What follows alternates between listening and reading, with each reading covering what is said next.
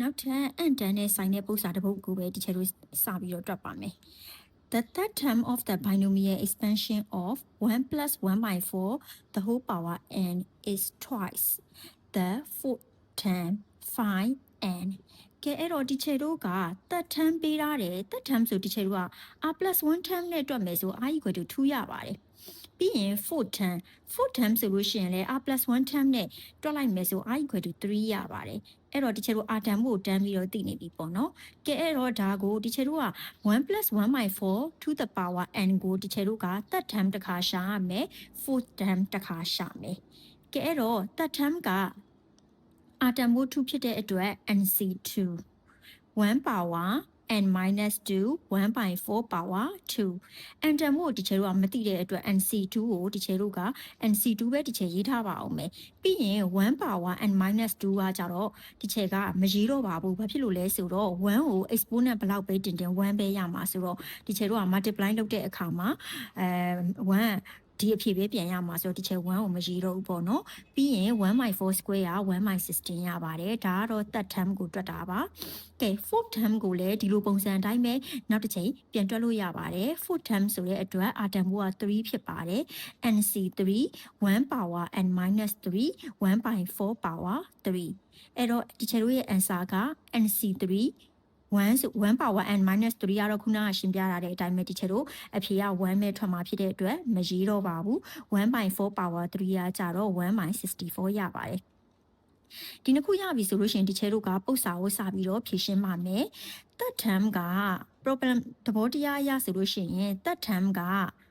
nc2 1 by 16ကပေါ့နော်သူက fourth term ထက်ကို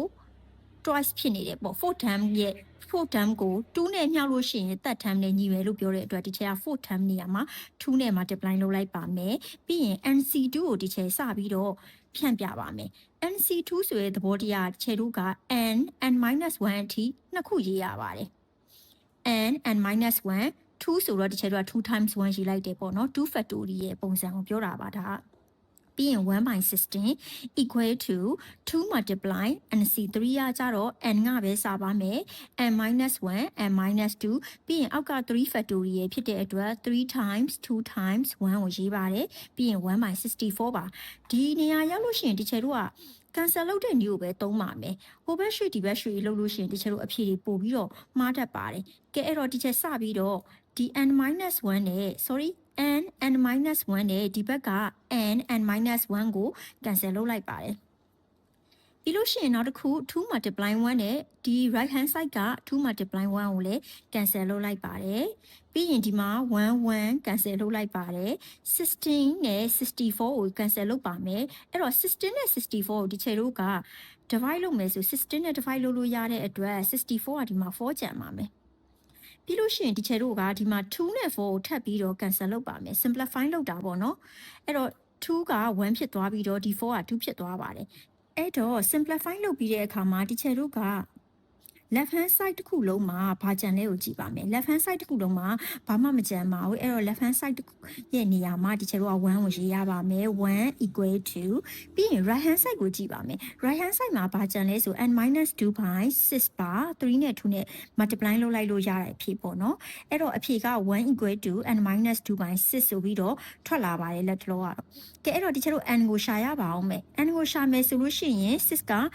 1နဲ့ multiply သွားလို့တော့6 equal to n minus 2 so n equal to အဖြေက8ရပါတယ်ကဲအဲ့တော့ဒီလို question တွေ n တန်ပုံစာတွေဖြည့်ရှင်းတဲ့အခါမျိုးမှာသိရမှာဒီချက်တို့က r တန်ဖို့တန်ပြီးတော့သိရပါတယ် r တန်ဖို့ချက်ချင်းအစားသွင်းလို့ရပါတယ် formula မှာဒါပေမဲ့ coefficient ပုံစာတွေတွက်တဲ့အခါမှာတော့ဒီချက်တို့ r တန်ဖို့တန်ပြီးတော့မသိရသေးပါဘူးเนาะအဲ့ဒါကတော့ပုံစာရဲ့အလယ်လောက်ရောက်တော့မှတွက်ရင်းနဲ့ပြန်ပြီးတော့